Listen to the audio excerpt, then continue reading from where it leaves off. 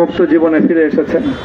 আলহামদুলিল্লাহ। সর্বশেষ আজ আমার মুক্তির মধ্য দিয়ে 2021 সালে হেফাজতে ইসলাম বাংলাদেশ এবং এদেশের আলেম সমাজের উপর ইতিহাসের অন্যতম এক গভীর ষড়যন্ত্র এবং চক্রান্ত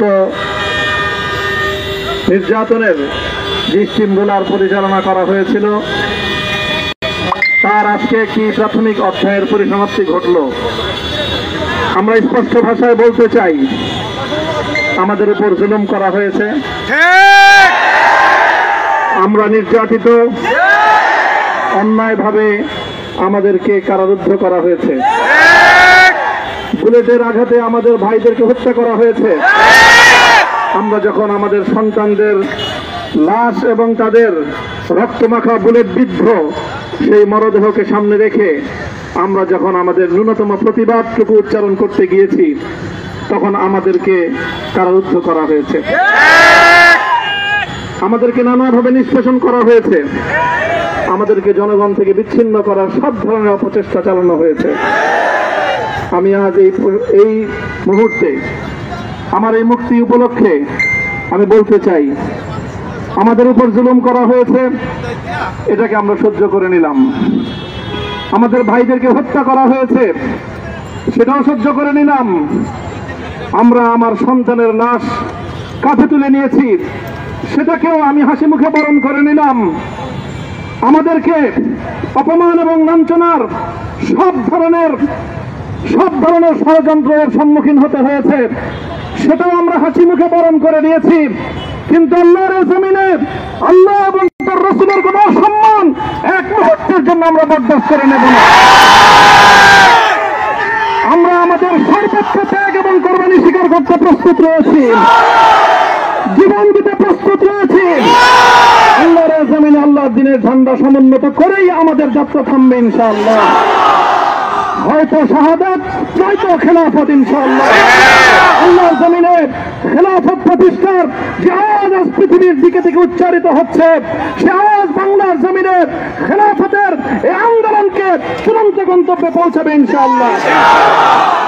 আমি বাংলাদেশের আলেম সমাজ, হেফাজতে ইসলাম বাংলাদেশ সহ বাংলাদেশ খেলাফত মজলিস সহ সকল ভ্রাতৃপ্রতিম সংগঠন, সকল ধর্মপ্রাণ, ইসলামপন্থী বিভিন্ন ছোটখাটো মতভেদ, মতবিরোধ, মত পার্থক্যের ঊর্ধ্বে উঠে যারা এলাহে কালেমাতুল্লাহর এই এক বাণীতে বিশ্বাসী, আল্লাহর জমিনে আল্লাহর দ্বীন কায়েম করতে চাই, আমাদের তাআলাউ ইলা কালিমাতিন সাওয়াইন বাইনানা ওয়া বাইনাকুম এই এক মন্ত্রে উজ্জীবিত হয়ে আল্লাহর দ্বীনের ঝান্ডা সমুন্নত করবার এই আন্দোলন এবং সংগ্রামে আমি নিজেকে উৎসর্গ করার ঘোষণা করছি। এবং আমার সকল ভাইদেরকে, আমি সকল উলামায়ে কেরামকে এবং ধর্মপ্রাণ মুসলমানদেরকে, ইসলামী নেতৃত্বকে ঐক্যবদ্ধভাবে এই সংগ্রামের ঝান্ডা সমুন্নত করবার, ধারণ করবার আহ্বান জানাচ্ছি। এবং আপনাদের সকলকে আবার শুকরিয়া জ্ঞাপন করছি যে আজকে আপনারা এভাবে আমাকে উৎসাহিত করেছেন, উজ্জীবিত করেছেন। আল্লাহ পাক আপনাদের সকলকে উত্তম বিনিময় দান করুন।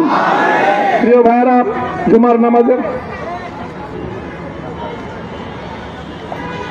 জুমার নামাজের একেবারে ঠিক আগ মুহূর্ত, এখন সব মসজিদগুলোতে জুমার প্রস্তুতি চলছে। আমরা এখন এখানে খুব সংক্ষিপ্ত দোয়ার মাধ্যমে আমাদের আজকের এই প্রোগ্রামের সমাপ্তি ঘোষণা করব। এরপরে ইনশাআল্লাহ প্রত্যেকে সুশৃঙ্খলভাবে যার যার জায়গা মতো বা আশেপাশের মসজিদগুলোতে গিয়ে আপনারা জুমার নামাজ আদায় করবেন। আমি আবারও বলছি, আমি আমার আলোচনার শুরুতে কোরআনে পাকের সেই আয়াতটুকু তেলাওয়াত করেছিলাম, হযরত ইউসুফ আলাইহিস সালাতু ওয়াস সালাম কারামুক্তি এবং প্রকৃত যারা অন্যায়কারী ছিল, সেই অন্যায়কারীদের স্বরূপ ওনার সামনে উন্মোচিত হয়ে যাওয়ার পর, জাতির সামনে তাদের স্বরূপ উন্মোচিত হয়ে যাওয়ার পর তিনি যে কথা বলেছিলেন, আমিও নবী ইউসুফ আলাইহিস সালাতু ওয়াস সালামের অনুসারী হিসাবে তার সুরে সুর মিলিয়ে, কণ্ঠে কণ্ঠ মিলিয়ে কথাই বলতে চাই, লা তাসরিবা আলাইকুমুল ইয়াউম। ব্যক্তিগত আক্রোশের প্রতিশোধ আমরা কারো কাছ থেকে গ্রহণ করব না। সকলকে আহ্বান জানাই, মাদ্রাসা, স্কুল, কলেজ, ভার্সিটি কোন শিক্ষা ব্যবস্থার ছাত্রদের মধ্যে বিভেদ করার নীতিতে মামুনুল হক বিশ্বাস করে না। আসো, স্কুলের ছাত্র আসো, আমার মাদ্রাসার ছাত্র পাশে দাঁড়াও, কলেজ থেকে আসো, ভার্সিটি থেকে আসো, তোমরা হাতে হাত মিলো, ইনশাআল্লাহ দেশের স্বাধীনতা অক্ষুণ্ণ থাকবে। এদেশের ইসলাম এবং হাজার বছরের যে সাধনা সংগ্রাম, সেই সংগ্রাম বিজয়ী হবে ইনশাআল্লাহ। এই জনপদ ইসলাম এবং মুসলমানদের জন্য হাজার বছর ধরে এখানে কালেমার ঝান্ডা সমুন্নত করবার জন্য আমাদের পূর্বপুরুষরা যে সংগ্রাম করে গেছেন, সেই সংগ্রামকেই আমাদের কাঙ্ক্ষিত গন্তব্যে পৌঁছানোর জন্যই আমরণ এক সাধনায় আত্মনিয়োগ করতে হবে। সেই আহ্বান আমি সকলের প্রতি ব্যক্ত করছি। ওয়া আখিরু দাওয়ানা আলহামদুলিল্লাহি রাব্বিল আলামিন। اللهم صل على محمد وعلى آل محمد كما صليت على إبراهيم وعلى آل إبراهيم إنك حميد مجيد. ربنا ظلمنا أنفسنا وإن لم تغفر لنا وترحمنا لنكونن من الخاسرين. ربنا آتنا في الدنيا حسنة وفي الآخرة حسنة وقنا عذاب النار. اللهم أحسن عاقبتنا في الأمور كلها وأجرنا من خزي الدنيا وعذاب الآخرة. اللهم آمين. يا الله ইখলাসের সাথে শুধুমাত্র আপনার সন্তুষ্টির উদ্দেশ্যে আপনার দ্বীনের ঝান্ডা সমুন্নত করবার জন্য হে আল্লাহ আমাদের বুকে আপনি সাহস দিন, হে আল্লাহ সাহস দিন, হিম্মত দান করুন। আল্লাহ আপনার নুসরতকে, আপনার সাহায্যকে আমাদের সামিলে হাল করে দিন। হে আল্লাহ আপনি আমাদেরকে সাহায্য করুন। আমরা সংখ্যায় কম, শক্তিতে দুর্বল, হে আল্লাহ সর্বদিক থেকে আমরা অপ্রতুল, কিন্তু আপনার সাহায্য সাথে থাকলে আল্লাহ পৃথিবীর কোন শক্তি আমাদেরকে রুদ্ধ করতে পারবে না, পরাস্ত করতে পারবে না। হে আল্লাহ আমরা আপনার সাহায্য চাই। হে আল্লাহ জালিমের জিন্দানখানাগুলোতে সারা বিশ্ব জুড়ে অসংখ্য মুজাহিদিন, অসংখ্য মুসলিম সংগ্রামী, তারা দিনের পর দিন, মাসের পর মাস, বছরের পর বছর মানবেতর মজলুমিয়তের জীবন যাপন করছে। ইয়া আল্লাহ সকল মজলুমদেরকে আপনি মুক্তির ব্যবস্থা করেন। ইয়া আল্লাহ তাদের মুক্তির জন্য যথাসাধ্য ভূমিকা পালন করার তৌফিক আমাদেরকে, পুরা উম্মাহকে আল্লাহ আপনি দান করুন।